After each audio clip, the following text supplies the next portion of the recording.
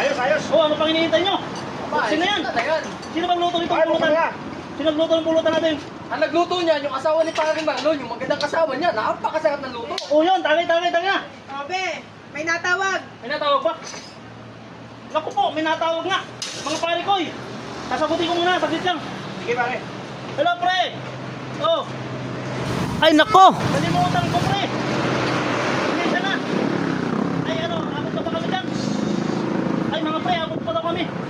Ay, sige, pre. Susunod na kami dyan. Oh, wait lang. Sige.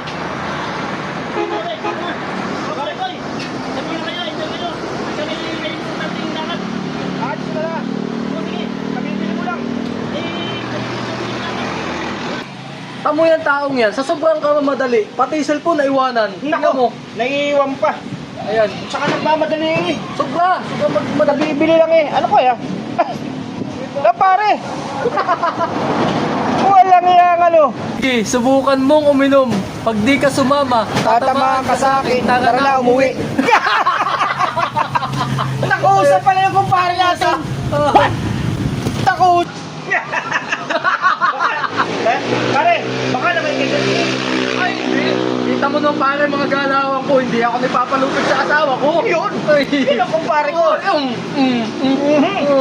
Sige, tagay. Okay. Tagay. Ikaw, bumili ka.